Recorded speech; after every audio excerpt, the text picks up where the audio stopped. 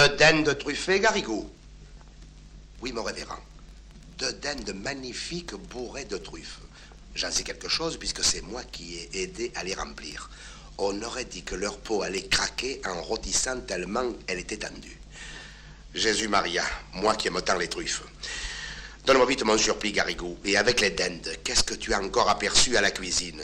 Oh, toutes sortes de bonnes choses. Depuis midi, nous n'avons fait que plumer des faisans, des huppes, des gélinottes, des coqs de bruyère. La plume envolait partout. Puis de l'étang, on a apporté des anguilles, des carpes dorées, des truites, des... Grosses comment, les truites, Garrigou? Grosses comme ça, mon révérend. Énormes. Oh, mon Dieu, il me semble que je les vois. As-tu mis le vin dans les burettes? Oui, mon révérend, j'ai mis le vin dans les burettes. Mais, dame, il ne vaut pas celui que vous boirez tout à l'heure en sortant de la messe de minuit. Si vous voyez cela dans la salle à manger du château, toutes ces carafes qui flambent, pleines de vin à toutes les couleurs, et la vaisselle d'argent, les surtout ciselés, les fleurs, les candélabres. Jamais il ne se sera vu un réveillon pareil. Monsieur le marquis a invité tous les seigneurs du voisinage. Vous serez au moins 40 à table, sans compter le bailli ni le tabellion. Ah, vous êtes bien heureux d'en être, mon révérend. Rien que d'avoir flairé ces belles dindes, l'odeur des truffes me suit partout. Alors, mon enfant, gardons-nous du péché de gourmandise, et surtout la nuit de la nativité. Elle va bien vite allumer les cierges et sonner le premier coup de la messe, car voilà que minuit est proche et il ne faut pas nous mettre en retard. Cette conversation se tenait une nuit de Noël en l'an de grâce, 1600 et tant, entre le révérend Dom Balaguer, ancien prieur des Barnabites, présentement chapelain gagé des sires de Trinquelage, et son petit clerc Garrigou, ou du moins ce qu'il croyait être le petit clerc Garrigou. Car vous saurez que le diable, ce soir-là, avait pris la face ronde et les traits indécis du jeune sacristain pour mieux induire le révérend père en tentation et lui faire commettre un épouvantable péché de gourmandise. Donc, pendant que le soi-disant Garrigou faisait à tour de bras carillonner les cloches de la chapelle seigneuriale, le révérend achevait de revêtir sa chasuble dans la petite sacristie du château. Et l'esprit déjà troublé par toutes ces descriptions gastronomiques, il se répétait à lui-même en s'habillant: des dindes rôties, des carpes dorées, des truites grosses comme ça. Dehors, le vent de la nuit soufflait en éparpillant la musique des cloches, et à mesure des lumières apparaissaient dans l'ombre au flanc du mont Ventoux, en haut duquel s'élevaient les vieilles tours de Trinquelage. C'étaient des familles de métayers qui venaient entendre la messe de minuit au château. Ils grimpaient la côte en chantant par groupes de 5 ou 6, le père en avant, la lanterne en main, les femmes enveloppées dans leurs grandes mantes brunes, où les enfants se serraient et s'abritaient. Malgré l'heure et le froid, tout ce brave peuple marchait allègrement, soutenu par l'idée qu'au sortir de la messe, il y aurait comme tous les ans table mise pour eux en bas dans les cuisines. De temps en temps, sur la rue de Montée, le carrosse d'un seigneur, précédé de porteurs de torches, faisait miroiter ses glaces au clair de lune, ou bien une mule trottait en agitant ses sonnailles. Et à la lueur des falots enveloppés de brume, les métayers reconnaissaient leur bailli et le saluaient au passage. « Bonsoir, bonsoir, maître Arnoton. Bonsoir, bonsoir, mes enfants. » La nuit était claire, les étoiles vivaient de froid. La bise piquait et un fin grésil glissant sur les vêtements sans les mouiller gardait fidèlement la tradition des Noëls blancs de neige. Tout en haut de la côte, le château apparaissait comme le but. Avec sa masse énorme de tours, de pignons, le clocher de sa chapelle, montant dans le ciel bleu-noir et une foule de petites lumières qui clignotaient, allaient, venaient, s'agitaient à toutes les fenêtres et ressemblaient sur le fond sombre du bâtiment aux étincelles courant dans des cendres de papier brûlé. Passé le pont-levis et la poterne, il fallait pour se rendre à la chapelle traverser la première cour, pleine de carrosses, de valets, de chaises à porteurs, toutes claires du feu des torches et de la flambée des cuisines. On entendait le tintement des tournebroches, le fracas des casseroles, le choc des cristaux et de l'argenterie remuée dans les apprêts d'un repas. Par là-dessus, une vapeur tiède qui sentait bon les chairs rôties et les herbes fortes des sauces compliquées faisait dire aux métayers comme aux chapelains, comme aux baillis comme à tout le monde, quel bon réveillon nous allons faire après la messe. Drolandin, drolandin, drolandin. C'est la messe de minuit qui commence. Dans la chapelle du château, une cathédrale en miniature, aux arceaux entrecroisés, aux boiseries de chêne montant jusqu'à hauteur des murs, les tapisseries ont été tendues, tous les cierges allumés. Et que de monde, et que de toilettes. Voici d'abord assis dans les stalles sculptées qui entourent le chœur, le sire de Trinquelage en habit de taffetas saumon, et près de lui tous les nobles seigneurs invités. En face, sur des prie-dieu garnis de velours, ont pris place la vieille marquise douairière dans sa robe de brocart couleur de feu, et la jeune dame de trinquelage coiffée d'une haute tour de dentelle gaufrée à la dernière mode de la cour de France. Plus bas, on voit, vêtus de noir, avec de vastes perruques en pointe et des visages rasés, le bailli Thomas Noton et le tabellion maître en bois. 2 notes graves parmi les soies voyantes et les dames à brocher. Puis viennent les grands majordomes, les pages, les piqueurs, les intendants, dames barbes, toutes ces clés pendues sur le côté à un clavier d'argent fin. Au fond, sur les bancs, c'est le bas-office, les servantes et les métayers avec leurs familles. Et enfin, là-bas, tout contre la porte qu'ils entr'ouvrent et referment discrètement, messieurs les marmitons, qui viennent entre 2 sauces prendre un petit air de messe et apporter une odeur de réveillon dans l'église tout en fête et tiède de temps de cierge allumé. Est-ce la vue de ces petites barrettes blanches qui donnent des distractions à l'officiant? Ne serait-ce pas plutôt la sonnette de Garrigou, cette enragée petite sonnette qui s'agite au pied de l'autel avec une précipitation infernale et semble dire tout le temps « Dépêchons-nous, dépêchons-nous, plus tôt nous serons finis, plus tôt nous serons à table ». Le fait est que chaque fois qu'elle teinte cette sonnette du diable, le chapelain oublie sa messe et ne pense plus qu'au réveillon. Il se figure les cuisiniers en rumeur, les fourneaux où brûle le feu de forge, la buée qui monte des couvercles entr'ouverts, et dans cette buée d'odin, de magnifiques bourrées tendues, marbrées de truffes. Ou bien encore, il voit passer des files de pages, portant des plats enveloppés de vapeur tentante, et avec eux, il entre dans la grande salle déjà prête pour le festin. Oh, délice! Voilà l'immense table toute chargée, flamboyante, les pans habillés de leurs plumes, les faisans écartant leurs ailes mordorées, les flacons couleur de rubis, les pyramides de fruits éclatant parmi les branches vertes, et ces merveilleux poissons dont parlait Garrigou. Ah ben oui, Garrigou, étalés sur un lit de fenouil, les cailles nacrées comme s'ils sortaient de l'eau avec un bouquet d'herbes odorantes dans leurs narines de monstres. Si vive est la vision de ces merveilles, qu'il semble à Don Balaguer que tous ces plats mirifiques sont servis devant lui sur les broderies de la nappe d'autel. Et 2 ou 3 fois, au lieu de Dominus Vobiscum, il se surprend à dire le Benedicite. À part ces légères méprises, le digne homme débite son office très consciencieusement, sans penser une ligne, sans omettre une génuflexion. Et tout marche assez bien jusqu'à la fin de la première messe. Car vous savez que le jour de Noël, le même officiant doit célébrer 3 messes consécutives. Et d'une, se dit le chapelain avec un soupir de soulagement. Puis sans perdre une minute, il fait à son clerc ou celui qui croit être son clerc. Et drolin, drolin, drolin, drolin, drolin. C'est la seconde messe qui commence, et avec elle commence aussi le péché de Don Balaguer. Vite, vite, dépêchons-nous, lui crie de sa petite voix aigrelette et la sonnette de Garrigou. Et cette fois, le malheureux officiant, tout abandonné au démon de gourmandise, se rue sur le missel et dévore les pages avec l'avidité de son appétit en surexcitation. Frénétiquement, il se baisse, se relève, esquisse les signes de croix, les génuflexions, raccourcit tous ses gestes pour avoir plutôt fini.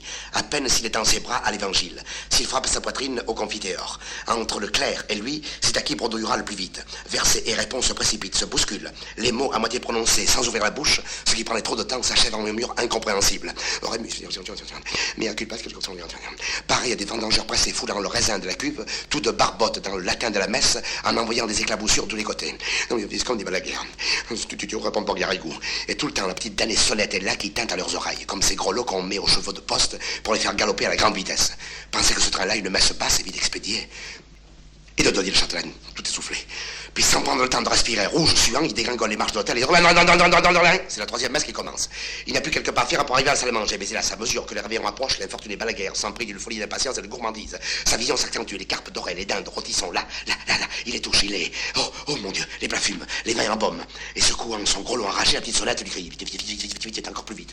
Mais comment pourrait-il aller plus vite? Ses lèvres remuent à peine, il ne bronze plus les mots, à moins de tricher tout à fait le bon Dieu et de lui escamoter sa messe. Et c'est ce qu'il fait, le malheureux. De tentation en tentation, il commence par sauter un verset, puis 2, puis l'épître est trop longue. Il ne la finit pas, effleure l'évangile, passe devant le credo sans entrer, saute le pater, salue de loin la préface, et par bond et par élan se précipite ainsi dans la damnation éternelle, toujours suivi de l'infâme Garrigou. Va des rétros, Satanas, qui le seconde avec une merveilleuse entente, lui relève sa chasuble, tourne les feuillets 2 par 2, bouscule les pupitres, renverse les burettes, et sans cesse secoue les petits sonnets de plus en plus fort, de plus en plus vite. Il faut voir la figure effarée que font tous les assistants, obligés de suivre à la mimique du prêtre cette messe dont ils n'entendent pas un mot. Les uns se lèvent quand les autres s'agenouillent, s'asseyent quand les autres sont debout, et toutes les phases du singulier office se confondent sur les bancs dans une foule d'attitudes diverses. L'étoile de Noël en route dans le chemin du ciel là-bas, vers la petite étable pâlie d'épouvante en voyant cette confusion. L'abbé va trop vite. On ne peut pas suivre, murmura la vieille douairière en agitant sa coiffe avec égarement. Maître Arnoton, ses grandes lunettes d'acier sur le nez, cherche dans son paroissien, où diantre on peut bien en être. Mais au fond, tous ces braves gens qui, eux aussi, pensent à réveillonner, ne sont pas fâchés que la messe aille ce train de poste. Et quand Dom Balaguer, la figure rayonnante, se tourne vers l'assistance en criant toutes ses forces « Ite missa est », il n'y a qu'une voix dans la chapelle pour lui répondre un Deo Gratias si joyeux, si entraînant qu'on se croirait déjà à table au premier toast du réveillon. 5 minutes après, la foule des seigneurs s'asseyait dans la grande salle, le chapelain au milieu d'eux, le château illuminé, de haut en bas retentissait de chants, de cris, de rires, de rumeurs, et le vénérable Dom Balaguer plantait sa fourchette dans une aile de gelinotte, noyant le remords de son péché sous des flots de vin du pape et du bon jus de viande. Tant il but et mangea, le pauvre saint homme, qu'il mourut dans la nuit d'une terrible attaque, sans avoir eu seulement le temps de se repentir. Puis au matin, il arriva dans le ciel encore tout en rumeur des fêtes de la nuit, mais je vous laisse à penser comme il y fut reçu. Retire-toi de mes yeux, mauvais chrétien, lui dit le souverain juge, notre maître à tous. Ta faute est assez grande pour effacer toute une vie de vertu. Ah, tu m'as volé une messe de nuit. Eh bien, tu m'en paieras 300 en place. Et tu n'entreras en paradis quand tu auras célébré dans ta propre chapelle ces 300 messes de Noël en présence de tous ceux qui ont péché par ta faute et avec toi. Et voilà la vraie légende de Dom Balaguer, comme on la raconte au pays des Olives. Aujourd'hui, le château de Trinquelage n'existe plus. Mais la chapelle se tient encore droite, tout en haut du mont Ventoux, dans un bouquet de chênes verts. Le vent fait battre sa porte disjointe, l'herbe encombre le seuil, il y a des nids aux angles de l'autel et dans l'embrasure des autres croisées, dont les vitraux coloriés ont disparu depuis longtemps. Cependant, il paraît que tous les ans, à Noël, une lumière surnaturelle erre parmi ces ruines, et qu'en allant aux messes et aux réveillons, les paysans aperçoivent ce spectre de chapelle éclairé de cierges, invisible qui brûle au grand air même sous la neige et le vent. Vous en rirez si vous voulez, mais un vigneron de l'endroit, nommé Garrigue, sans doute un descendant de Garrigou, m'a affirmé qu'un soir de Noël, se trouvant un peu en ribote, il s'était perdu dans la montagne du côté de Trinquelage. Et voici ce qu'il avait vu. Jusqu'à 11 heures, rien. Tout était silencieux, éteint, inanimé. Soudain, vers minuit, un carillon sonna tout en haut du clocher. Un vieux carillon qui avait l'air d'être à 10 lieues. Bientôt, dans le chemin qui monte, Garrigue vit trembler des feux, s'agitaient des ombres indécises. Sous le porche de la chapelle, on marchait, on chuchotait. « Bonsoir, maître Arnoton. Bonsoir, bonsoir, mes enfants. » Quand tout le monde fut entré, mon vigneron, qui était très brave, s'approcha doucement et, regardant par la porte cassée, eut un singulier spectacle. Tous ces gens qu'il avait vus passer étaient rangés autour du chœur, dans la nef en ruine, comme si les anciens bancs existaient encore. De belles dames en brocart, avec des coiffes de dentelle, des seigneurs chamarrés, du haut en bas, des paysans en jaquettes fleuries, ainsi qu'en avaient nos grands-pères, tous l'air vieux, fanés, poussiéreux, fatigués. De temps en temps, des oiseaux de nuit, hôtes habituels de la chapelle, réveillés par toutes ces lumières, venaient rôder autour des cierges dont la flamme montait droite et vague, comme si elle avait brûlé derrière une gaze. Et ce qui amusait beaucoup Garrigue, c'était un certain personnage à grandes lunettes d'acier qui secouait à chaque instant sa haute perruque noire, sur laquelle un de ces oiseaux se tenait droit tout empêtré en battant silencieusement des ailes. Dans le fond, un petit vieillard de taille enfantine, à genoux au milieu du chœur, agitait désespérément une sonnette sans grelot et sans voix, pendant qu'un prêtre habillé de vieil or allait, venait devant l'autel en récitant des oraisons dont on n'entendait pas un mot. Bien sûr, c'était Dom Balaguer en train de dire sa 3e messe basse.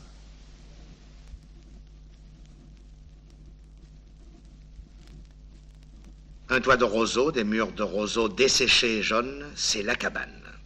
Ainsi s'appelle notre rendez-vous de chasse. Type de la maison camarguaise, la cabane se compose d'une unique pièce, haute, vaste, sans fenêtre, et prenant jour par une porte vitrée qu'on ferme le soir avec des volets pleins. Tout le long des grands murs crépis, blanchis à la chaux, des râteliers attendent les fusils, les carniers, les bottes de marais. Au fond, 5 ou 6 berceaux sont rangés autour d'un vrai mât planté au sol et montant jusqu'au toit auquel il sert d'appui. La nuit, quand le mistral souffle et que la maison craque de partout avec la mer lointaine et le vent qui la rapproche, porte son bruit. Le continu à l'enflant, on se croirait couché dans la chambre d'un bateau. Mais c'est l'après-midi surtout que la cabane est charmante. Par nos belles journées d'hiver méridionales, j'aime rester tout seul près de la haute cheminée où fument quelques pieds de tamaris. Sous les coups du mistral ou de la tramontane, la porte saute, les roseaux crient, et toutes ces secousses sont un bien petit écho du grand ébranlement de la nature autour de moi. Le soleil d'hiver, fouetté par l'énorme courant, s'éparpille, joint ses rayons, les disperse. De grandes ombres courent sous un ciel bleu admirable. La lumière arrive par saccades, les bruits aussi, et les sonnailles des troupeaux entendus tout à coup, puis oubliés, perdus dans le vent, reviennent chanter sous la porte ébranlée avec le charme d'un refrain. L'heure exquise, c'est le crépuscule, un peu avant que les chasseurs n'arrivent. Alors le vent s'est calmé. Je sors un moment. En paix, le grand soleil rouge descend enflammé sans chaleur. La nuit tombe, vous frôle en passant de son aile noire toute humide. Là-bas, au ras du sol, la lumière d'un coup de feu passe avec l'éclat d'une étoile rouge avivée par l'ombre environnante.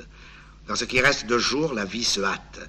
Un long triangle de canards vole très bas, comme s'il voulait prendre terre, mais tout à coup, la cabane où le caleil est allumé les éloigne. Celui qui tient la tête de la colonne dresse le cou, remonte, et tous les autres derrière lui s'emportent plus haut avec des cris sauvages. Bientôt, un piétinement immense se rapproche, pareil à un bruit de pluie. Des milliers de moutons rappelés par les bergers, harcelés par les chiens, dont on entend le galop confus et la laine haletante, se pressent vers les parcs, peureux et indisciplinés. Je suis envahi, frôlé, confondu dans le tourbillon de laine frisée de bêlements, une houle véritable où les bergers semblent porter avec leur ombre par des flots bondissants. Derrière les troupeaux, voici des pas connus, des voix joyeuses. La cabane est pleine, animée, bruyante. Les sarments flambent. On rit d'autant plus qu'on n'est plus là. C'est un étourdissement d'heureuse fatigue. Les fusils dans un coin, les grandes bottes jetées pêle-mêle, les carniers vides, et à côté les plumages roux, dorés, verts, argentés, tout taché de sang. La table est mise. Et dans la fumée d'une bonne soupe d'anguille, le silence se fait. Le grand silence des appétits robustes, interrompu seulement par les grognements féroces des chiens qui lapent leur écuelle à tâtons devant la porte. La veillée sera courte. Déjà près du feu, clignotant lui aussi, il ne reste plus que le garde et moi. Nous causons, c'est-à-dire nous nous jetons de temps en temps l'un à l'autre des demi-mots à la façon des paysans. De ces interjections presque indiennes, courtes et vite éteintes comme les dernières étincelles des sarments consumés. Enfin, le garde se lève, allume sa lanterne, et j'écoute son pas lourd qui se perd dans la nuit.